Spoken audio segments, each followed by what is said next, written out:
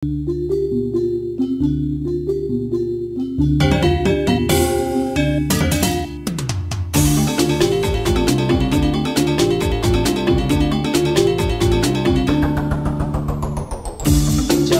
bayi jaga tuwe mangga entek stata ajak mok sata jaga kita jaga bayi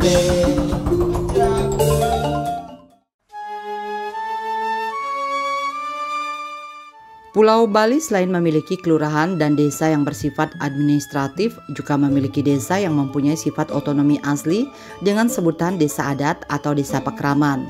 Pemerintah Provinsi Bali dalam hal ini memiliki salah satu lembaga keuangan milik masyarakat tingkat desa, yaitu LPD, yang berdiri dan berkembangnya LPD di Bali pada dasarnya untuk membantu pembangunan di tiap-tiap desa adat sebagai kekuatan untuk menjaga adatnya. Peran penting LPD sangat dirasakan oleh masyarakat, terutama untuk mendukung kegiatan seperti Odalan dan Hari Raya Besar umat Hindu. LPD ini merupakan lembaga keuangan desa adat yang dimana dalam pengawasannya tidak sama seperti bank. LPD secara internal dibentuk oleh masyarakat desa adat untuk membantu sosial ekonomi krama desa adat dan membantu kegiatan desa adat. Dalam pelaksanaannya, LPD tidak mendapatkan pengawasan dari OJK dan BI yang merupakan badan pengawas keuangan, sehingga dengan itu LPD tidak membuat laporan dan dikenakan pajak. Namun untuk menjaga eksistensinya, pemerintah berhak mengetahui bagaimana sistem keuangan dan administrasi di LPD tersebut, sehingga masyarakat percaya dan sistem di LPD berjalan secara sehat. LPD sebagai mikrofinansial yang memiliki misi sosial, adat, dan budaya memiliki tujuan yang sangat mulia. Yang pertama adalah mendorong daripada pembangunan ekonomi masyarakat desa melalui pergerakan tabungan masyarakat dan penyiapan dana modal yang efektif ya. Yang kedua tentu bertujuan juga untuk memberantas ijon ya, gadai-gadai gelap ya. Yang ketiga memberdayakan daripada ekonomi masyarakat desa, terjadi perputaran uang di desa.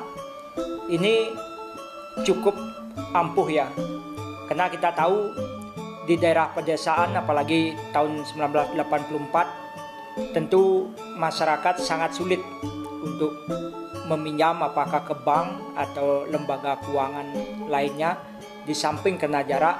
Yang kedua juga terbatasnya jaminan apakah itu sertifikat dan aset-aset yang mereka miliki, sehingga kehadiran LPD ini sangat membantu bahkan mempercepat proses pembangunan di desa ya. Ini masyarakat sangat berbangga dengan keberadaan LPD yang selama ini ya. Ya, LPD sebagai lembaga perkreditan desa itu sebenarnya sebuah ide yang cemerlang ya di pendahulu kita waktu itu. Yang tujuan utamanya sebenarnya kan untuk membantu perekonomian masyarakat adat itu sendiri, khususnya di bidang sosial, ekonomi, dan adat, budaya, dan agama yang memang kegiatannya begitu tinggi di setiap desa adat di Bali. Hanya pada pelaksanaannya belakangan hari ini gitu ya, banyak sekali LPD yang terlalu membias dalam mengembangkan boleh dibilang usaha-usahanya gitu. Sebenarnya LPD sendiri itu seharusnya dia fokus pada kegiatan-kegiatan perekonomian di pedesaan, di desa adat masing-masing, untuk membantu kerama adat masing-masing ya kan, sebagai salah satu sarana atau fasilitas yang diberikan oleh masyarakat kerama adat itu sendiri gitu. Khususnya dalam pelaksanaan ekonomi pedesaan dan juga kegiatan-kegiatan budaya, tradisi, adat dan agama di lingkaran desa adat itu sendiri gitu. Ya, LPD adalah lembaga perkreditan desa, di mana LPD itu ada di setiap desa adat di Bali. Nah, di dana dalam pendiriannya yaitu tanggal 1 November tahun 84 bahwa LPD itu ada di setiap desa perkaman Untuk apa? Untuk menunjang daripada pergerakan desa adat sebenarnya.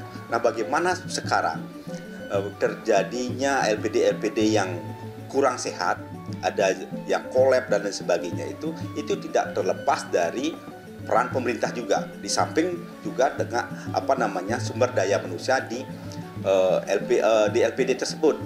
Nah, bagaimana sekarang peran pemerintah? Peran pemerintah menurut saya dari LPD itu harus benar-benar melakukan pengawasan. Ya, apa yang diawasi? Nah, kesehatan LPD itu sendiri. Apakah LPD ini sudah memenuhi syarat untuk melakukan sebuah proses atau menjalankan keuangan yang benar atau tidak? Nah, di sanalah peran daripada LPD, di samping juga ada dari lembaga perjuru desa adat. Nah, disinilah nantinya setiap tahunnya harus dievaluasi atau diawasi, sehingga nanti benar apakah ini fiktif atau tidak fiktif.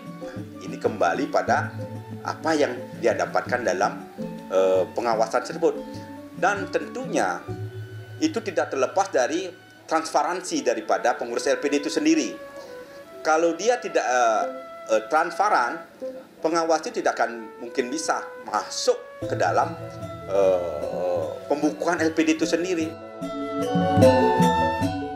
LPD sebagai lembaga keuangan desa telah banyak memberikan kontribusi untuk masyarakat desa, namun di balik itu masih ada beberapa LPD yang mengalami masalah dalam administrasinya. Misalnya nasabah yang tidak bisa mencairkan uang miliknya, atau terdapat juga di beberapa tempat LPD yang tidak mampu berkembang. Salah satu kekurangannya adalah tidak adanya pengawasan oleh badan pengawas seperti BI dan OJK. Selain itu, SDM di dalam LPD yang tidak kompeten sehingga LPD tidak berkembang. Tak dapat dipungkiri bahwa secara internal, sejumlah LPD memiliki masalah yang sangat serius, yakni masalah tata kelola. Di sisi lain, masalah operasional, masalah rendahnya kualitas SDM, kompetensi pengelolaannya. Hal ini diperparah dengan celakanya sejumlah LPD tidak memiliki metode pengukuran kinerja yang sudah teruji. Kemudian juga masalah akuntabilitas, terutama masalah ketidakjelasan akuntabilitas masing-masing pihak terkait. Semua ini berdampak terhadap trust atau kepercayaan kerama desa adat terhadap LPD. Masalah likuiditas juga sangat rawan bagi sebagian LPD, sebagaimana tercermin dari adanya kasus-kasus dana simpanan kerama desa adat di LPD yang tidak bisa dicairkan, di mana apabila tidak segera diatasi akan sangat besar dampaknya terhadap kepercayaan masyarakat itu sendiri. Nah, kalau kita perhatikan dari 1436 LPD yang ada di Bali, tentu ada yang sehat, maju dengan bagus, ada juga yang menghadapi masalah, bahkan terancam gulung tikar ya. Dan kita tetap berharap bahwa yang maju ini harus terus ditingkatkan dan dipertahankan serta diperkuat keberadaannya ya. Yang lemah, yang ada masalah dan terancam gulung tikar itu harus dibangun bersama-sama ya, dicarikan solusi, jangan sampai mempengaruhi daripada LPD-LPD yang lainnya. Nah, untuk itu tentu dari sisi peraturan perundang-undangan, regulasi, baik itu Perda, udah itu awig-awig Prarem, ini juga harus dipertegas ya. Bagaimana masyarakat desa ini mampu memahami dan menjaga aset ini ya. Yang kedua dari segi kepengurusan ya. Pengurusan tentu karena LPD adalah kepercayaan masyarakat, modal utama LPD adalah kepercayaan masyarakat ya. Kepercayaan itu adalah terletak pada pengurus LPD, udah itu pengurus desa adat, termasuk juga lembaga pengawas desa adat ya, lembaga pengawas LPD ya. Dari sisi sumber daya manusia, tentu LPD harus meningkatkan manajemen daripada LPD dan sistem akuntansinya. Jumlah LPD di seluruh Bali kalau dibandingkan dengan jumlah desa adat di Bali, jumlahnya hampir 96% ya. Hampir 1.436 LPD yang ada di Bali dari jumlah desa pekeraman di Bali 1.493. Dari 1.436 yang aktif itu angkanya tergolong besar ya, 91%. Ada 128 LPD memang yang tidak operasi ya. Target kita ke depan sesungguhnya kalau LPD ini selama ini kan bebas membiayai, ada perorangan, ada juga perusahaan yang bergerak di desa adat masing-masing. Tapi ke depan kita berharap bagaimana kalau LPD ini membiayai usaha-usaha yang potensinya memang bagus di setiap desa pekeraman ya. Jadi itu adalah dibiayai oleh LPD, dicari SDM dari desa adat tersebut yang hebat dan dilatih dan di training ya, sehingga lembaga keuangan LPD ini memang memberikan pinjaman kepada usaha yang potensi untungnya lebih tinggi. Nah, kalau di internalnya sendiri kan sudah ada namanya perjuru, sudah ada namanya pengawas LPD di desa adat.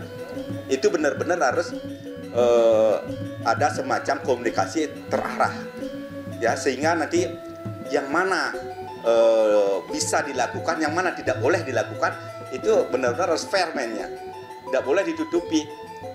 Contohnya, baru dekat dengan si A, baru dekat dengan ini, atau semacam kong kali kong di dalam itu kan, menurut saya itu akan merusak daripada LPD itu sendiri, sehingga LPD itu tidak akan sehat nantinya. Begitu, makanya banyak LPD yang bangkrut. Kenapa ada LPD yang bangkrut? Itu dalam mungkin pada saat dia melakukan pengelolaan keuangan, memberikan suatu kredit kepada seseorang, itu tidak mempunyai syarat, atau dia lepas begitu aja, sehingga ketika nanti pada ininya dia tidak bayar, terjadilah kemacetan di sana. Nah, pas macet ini di sana ada ewo pokewo, ada suatu hubungan, ya, hubungan antara pengurus LPD dengan debitur itu sendiri. Itu membuat LPD itu tidak bagus. Ada sejumlah persoalan LPD yang kini dihadapi, misalnya secara eksternal, LPD menghadapi masalah pengaturan, pengawasan, dan pembinaan yang tidak efektif. Hal ini diperparah dengan masalah kualitas dan efektivitas regulasi. Pasca pandemi COVID-19, semakin banyak permasalahan bermunculan terkait pengelolaan lembaga perkreditan desa LPD di Bali. Terindikasi dari banyaknya pengurus LPD yang bermasalah dengan hukum yang diduga telah melakukan tindak pidana korupsi pengelolaan keuangan LPD. Banyak modus fraud koruptif yang bermunculan dalam pengelolaan LPD karena lemahnya pengawasan seperti pemberian kredit melebihi pagu, kredit fiktif, kredit besar tanpa jaminan, dan sebagainya. Bahkan ada LPD yang mengembangkan usaha di luar simpan pinjam, manipulasi laporan keuangan, deposito antar LPD, dan lain-lain. Pengabaian terhadap prinsip kehati-hatian dalam penyaluran kredit LPD menjadi sumber masalah LPD selama ini. Bahwa bagi LPD yang bermasalah, yaitu terancam gulung tikar, ini harus dilakukan perbaikan bersama ya, antara pemerintah, masyarakat, dan terutama juga dari pengelola LPD ya. Dari pemerintah, yang pertama sudah melakukan pencabutan atau memberikan hibah kepada modal dasar LPD yang dulunya merupakan modal keuangan APBD ya. Dengan demikian kan nantinya tidak lagi ada keuangan negara yang dikorupsi oleh pengurus ya. Dari segi aturan itu akan memberikan kemudahan di dalam penyelesaian LPD menurut awik-awik dan praram ya. Yang kedua, dari kepercayaan masyarakat yang ada terhadap perkembangan LPD, tentu masyarakat sendiri dan pengelola sendiri harus mulai meningkatkan disiplin dalam mengelola uang masyarakat ya. Kalau uang masyarakat dikelola dengan baik, sesuai dengan peruntukan, saya kira tidak ada persoalan. Tetapi yang menjadi persoalan kan terkadang LPD ini mengambil usaha-usaha lain selain daripada keuangan ya, atau simpan pinjam ya. Itu bisa berinvestasi di berbagai properti dan lain sebagainya. Ini adalah salah daripada manajemen LPD ya. Pengawasan sepenuhnya harus ada di masyarakat itu sendiri, yang notabene menjadi anggota dari LPD itu sendiri gitu. Dan LPD hendaknya diawasi oleh semua elemen masyarakat yang ada di Krama Adat itu sendiri. Apa yang harus dilakukan, kalaupun harus ada pengembangan, sejauh mana pengembangan itu, dan azas-azas gotong royong itu perlu kembali dibangkitkan untuk melestarikan keberadaan LPD.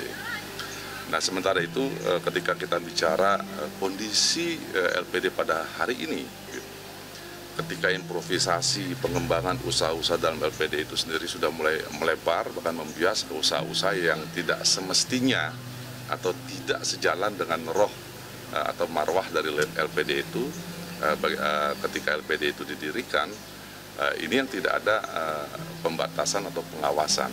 Masyarakat sendiri terlalu cuek gitu ya, sehingga mereka berimprovisasi, hanya mendengar laporan yang mungkin di atas kertas seolah menguntungkan, tapi pertanyaannya apakah keuntungan-keuntungan itu juga menyentuh kepada masyarakat sebagai pemilik dari LPD itu sendiri. Di tengah modernisasi ekonomi dan budaya terus berkembang dan berjalan beriringan, maka pembangunan ekonomi ini harus pula dapat menjaga kelestarian adat budaya dan tradisi masyarakat di Bali. Keberadaan LPD diharapkan dapat berperan strategis dalam kontribusi pembangunan sekaligus pertumbuhan dan sistem ekonomi lokal masyarakat di Bali. Karena saat ini sejumlah usaha masyarakat Bali perlu dukungan baik secara finansial maupun pengembangan produk yang dimiliki masyarakat. Misalnya pengembangan produk lokal seperti sarana upacara yang saat ini belum bisa sepenuhnya memenuhi kebutuhan masyarakat Bali itu sendiri. Hal ini sejalan dengan program pemerintah dalam usaha mencintai produk lokal dalam mewujudkan ketahanan pangan. Sebagai lembaga mikrofinansial, tentu juga di desa sangat didukung gerakan-gerakan sektor real ya.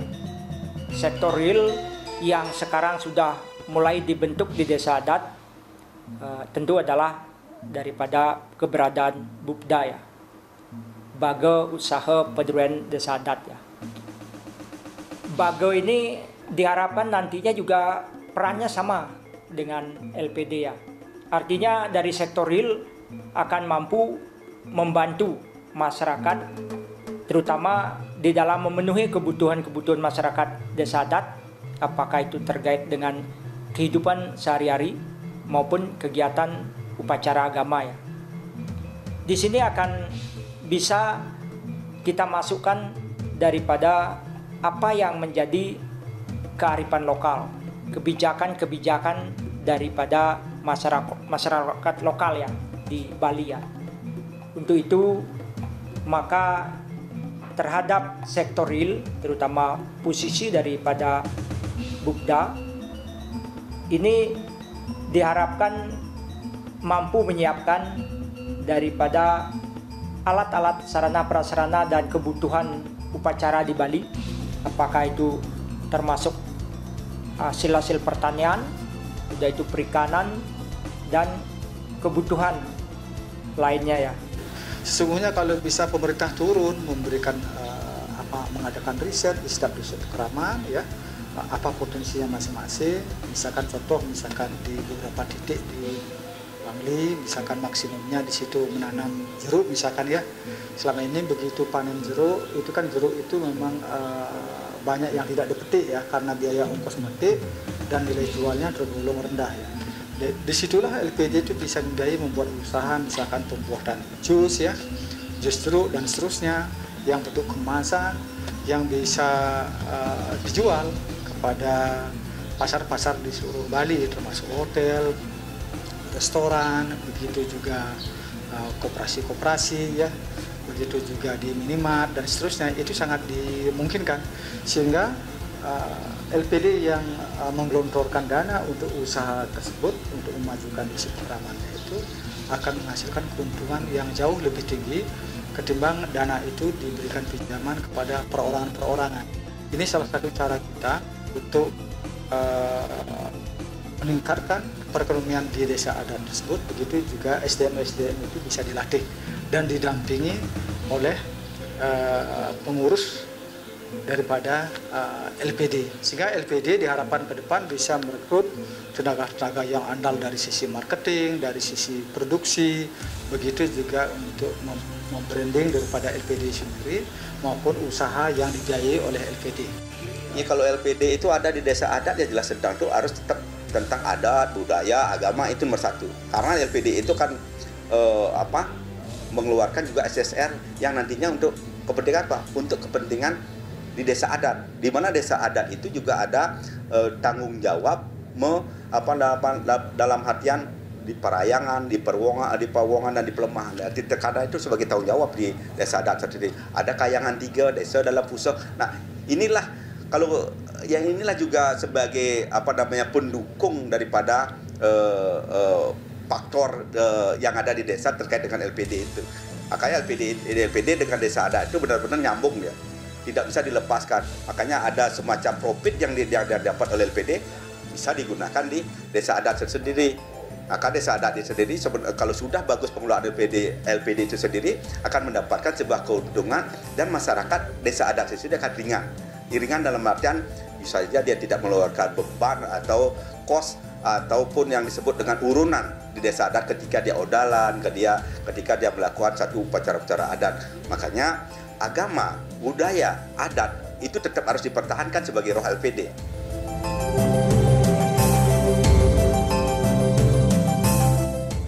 Era globalisasi dan kemajuan zaman tidak dapat dihindari yang berpengaruh pada semua bidang, termasuk di dalamnya persaingan usaha yang mengedepankan kemajuan teknologi dan kualitas SDM. Kondisi ini tentunya menjadi tantangan tersendiri bagi LPD untuk mengubah manajemen menjadi lebih baik. Banyak hal yang harus diperbaiki, mulai dari SDM hingga produk yang ditawarkan dengan tidak keluar dari ADART LPD itu sendiri. Bali sebagai sektor pariwisata tentunya menjadi sebuah peluang bagi LPD untuk mengembangkan usahanya sehingga ke depan keberadaan LPD benar-benar dirasakan masyarakat Bali. LPD sebagai lembaga keuangan, komunitas dan memiliki dasar hukum adat atau prarem di desa adatnya masing-masing yang berbeda-beda. Di mana eksistensi LPD ke depannya memerlukan sumber daya manusia SDM atau tenaga profesional di desa adatnya masing-masing sesuai perkembangan zaman termasuk teknologi informasi kekinian.